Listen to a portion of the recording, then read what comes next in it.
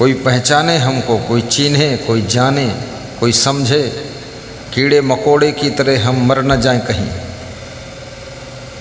कीड़े मकोड़े को कौन समझता, कोई पहचान नहीं। लेकिन पहचान कैसे होती है? पहचान कैसे होती है? तुम्हारा यश कैसे फैल सकता है? दुनिया में तुम्हारा नाम कैसे हो सकता है? कैसे तुम चमक सकते हो? आज इसी विषय पर बात करना है। और ये भी सोच लेना, नाम फालतू नहीं होता है, नाम से बहुत काम होता है। अभी यहाँ पर कोई नाम ले ले कि मैं अखिलेश यादव का बेटा हूँ, आया हूँ सत्संग सुनने, खाली इतने नाम ले ले। ये कह दे उनका भतीजा हूँ, उतने में ही 2-4 लोग उठ के उसको कुर्सी देंगे कि भाई अरे अखिलेश यादव पूर्व मुख्यमंत्री भतीजा है, लाओ लाओ बिठाओ।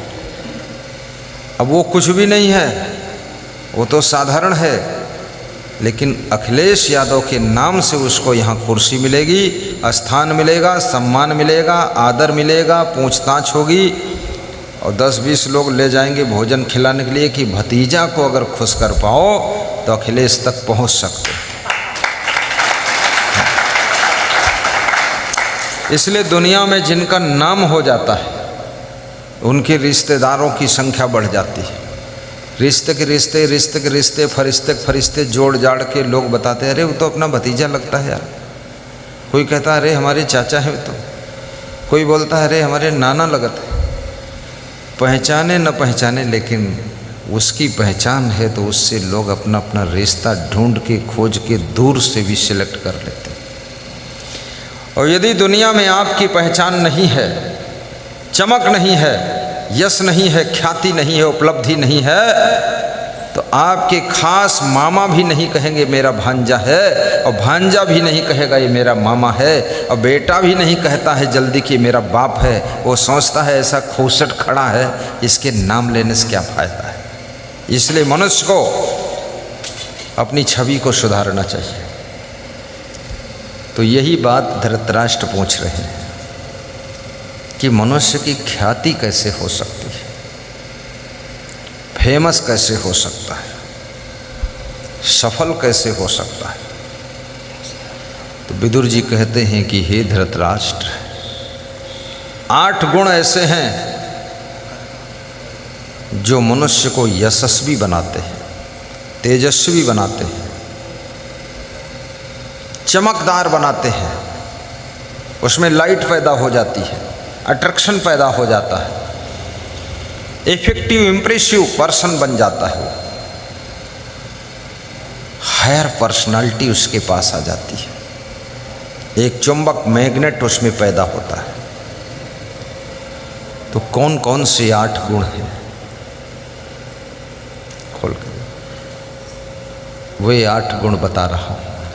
इसलिए बता रहा हूँ कि उनमें से कुछ गुण आप में भी आ जाना चाहिए, और आप में कुछ गुण पहले से हैं भी। पूरे 8 के 8 आ जाए तो आनंद आ जाए। 30 सितंबर का पावन दिन। आज हमारे यजमान हैं संजीत कुमार, यशस्वी में हैं। पत्नी लक्ष्मी देवी, पुत्री श्रेया कुमारी, पुत्र हर्षित कुमार। इनका एड्रेस नहीं है, महाराज जी एड्रेस दें। उन्होंने लिखा है कि आज का जजमान का पद हम इसलिए संभाल रहे हैं क्योंकि आपका नाम लिया तो पुत्र की प्राप्ति हुई है। आशीर्वाद दीजिए गुरुदेव, मेरा पुत्र स्वस्थ रहे, मस्त रहे, जवान हो जाए तो भी आपका भक्त रहे, आपका भक्त रहे। आप रहने वाले कहाँ के हैं कोई अता पता नहीं, वही पहचान बताया ना, कोई पहचान नहीं। ये संजीत कहाँ का है? लहरतारा तालाब में पैदा हुआ है। कहाँ हुआ है? इसमें लिख के लाओ। गांव डिस्ट्रिक्ट आरा और बिहार से है। अब आरा में किस गांव से है? आरा में 500 गांव, 1000 गांव है। वो भी फंस गया मामला। देखिए पहचान नहीं हो पा रही है। अष्टौ गुण पुरुषम दीपयन्ति प्रज्ञा च कौल्यम च दमः श्रुतम च पराक्रमश्च बहुभाषिता च दानम यथा शक्ति कृतज्ञता च। कोई चिंता नहीं, केवल बिजली कटी, सत्संग चलेगा। नंबर 1 अर्थागमो अष्टौ गुणः पुरुषम दीपयन्ति। विदुर जी कहते हैं कि हे राजन, ये 8 गुण मनुष्य को जलते हुए दीपक की तरह प्रकाशवान बना देते हैं। दीपक 2 प्रकार का होता है, एक तो बुझा दीपक होता है, दूसरा जलता दीपक होता है। बुझा दीपक जहाँ रखा है, अंधेरे में अपनी उपस्थिति को दर्ज नहीं करा पाता है, लेकिन कितना घनघोर अंधेरा हो, परंतु यदि जलता हुआ दीपक रखा है, टिमटिमाता है, तो भी जहाँ तक तुम देख सकते हो तो तुम कह देते हो यहाँ पर दीपक जल रहा है, कुछ उजाला हो रहा है। तो किस प्रकार के दीपक बनना है? बुझे हुए दीपक बनना है कि जलते हुए दीपक बनना है? जलते तो सब है, लेकिन दूसरों की उन्नति को देखकर जलते हैं, दीपक की तरह नहीं जलते। जल भुन खूब रहे हैं लोग, जलने भुनने में कसर नहीं है।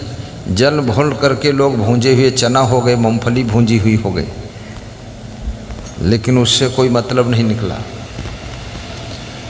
विचारक कहते हैं कि जलो, जलने के लिए मना नहीं किया जा रहा है कि ना जलो, जलो, लेकिन कैसे जलो? जलते हुए दीपक की तरह जलो कि दूर तक अंधकार मिटा दो। ऐसी जिंदगी तुम्हारी जलनी चाहिए, प्रकाश फैलना चाहिए। दूसरे का विकास देख करके मत जलो, किसी का बनता हुआ मकान देख करके मत जलो, किसी के द्वार पर खड़ी हुई गाड़ी देख करके, किसी की सुंदर साड़ी देख करके, किसी की बड़ी लहलहाती हुई खेती बाड़ी देख करके, और किसी की घर की लाड़ी देख करके, लाड़ी कहते बहू को, ये राजस्थानी भाषा, जलन ना एहसास करो। सत्कर्म करो, अच्छे संस्कार बनाओ। भाग्य को बदलने की सामर्थ्य आप में है।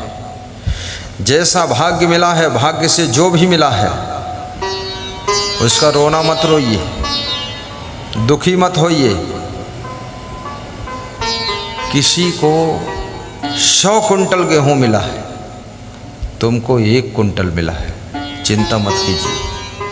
1 कुंटल में तुम 50 किलो जाकर खेत में बुआई करो तो फिर उसमें से 50 कुंटल हो जाएगा, और 50 कुंटल में फिर 10 कुंटल बुआई करो, तुम्हारे पास 1000 कुंटल हो जाएगा।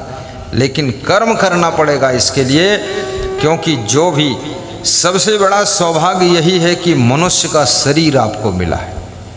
दूसरा सौभाग्य है ठीक ठाक शरीर मिला है, लूला लंगड़ा नहीं है, कोढ़ी अपाहिज नहीं है, टेढ़ा मेढ़ा नहीं है, आँखें भी ठीक ठाक है, नाक भी ठीक ठाक है, दांत भी अच्छे हैं, मुंह भी ठीक है, सब ठीक मिल गया है, बुद्धि भी ठीक है। अब इसका सदुपयोग करना है, वो बहुत कठिन काम है। लोग सदुपयोग नहीं कर पाते, मिसयूज होता है जीवन, वेस्टेज होता है जीवन, यूं ही बीत जाता है जीवन। व्यर्थ के कामों में ज़िंदगी गुजर जाती है, और ज़िंदगी गुजरने के बाद गुजरी हुई ज़िंदगी याद आती है, और जब याद आती है तो मन में ख्याल आता है कि ज़िंदगी बर्बाद हो जाती है, अज्ञानता के कारण ज़िंदगी बर्बाद हो जाती है। अपनी ज़िंदगी को कैसे जीना है? अष्टौ गुणः पुरुषम दीपयन्ति, जलते हुए दीपक बनो। और कौन व्यक्ति जलता हुआ दीपक है? आप देखते होंगे जलता हुआ दीपक प्रज्ञा, ध्यान देना बात पर, जो बुद्धिमान होने के साथ साथ विवेकवान भी है। ये दोनों में अंतर है। बुद्धिमान होना और बुद्धिमान होने के साथ साथ विवेकवान होना। विवेकवान किसे कहते हैं? अनंत शास्त्रम बहुलाश्च विद्या अल्पश्च कालो बहुविघ्नदाश्च यत् सारभूतम तदुपासनीयम हंसो यथा क्षीरमिवाम्बु मध्यात्। जैसे दूध और पानी मिक्स रख दो तो हंस पंछी जब आता है तो उसमें से दूध पी लेता है, पानी को छोड़ देता, अलग कर देता है। विवेकवान वह है जो सार को ग्रहण करता है, असार और कचड़ा लफड़ा को छोड़ देता है, वो विवेकवान होता है। और बुद्धिमान वह है जो कचड़ा लफड़ा असार सार सब मिक्स ही ग्रहण कर लेता है, वो केवल बुद्धिमान है। और बुद्धू वह है जो कुछ भी नहीं पाता, सार को गहिरा है थोथा दे उड़ाए। आपको धान दे दिया गया, धान कोई नहीं खाता है, मूसल से कूटते हैं या वो मशीन होती है उसको क्या बोलते हैं?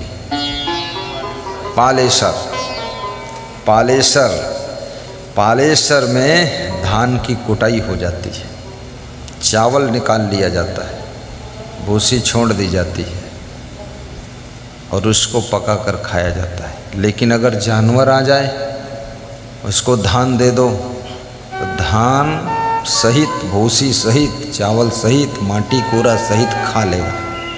यानी वो व्यक्ति जानवर है जो इस संसार में सार गुण अवगुण सब कुछ ग्रहण कर लेता है, और वह व्यक्ति इंसान है जो धान के भूसी से चावल को खींचकर निकाल करके भात बनाकर खाता है। वो इंसान है, वो मनुष्य है, वो विवेकवान है। इसी प्रकार से पूरे जगत में हमें आपको सार निकाल लेना है, असार को छोड़ देना है। इसी को विवेक कहते हैं।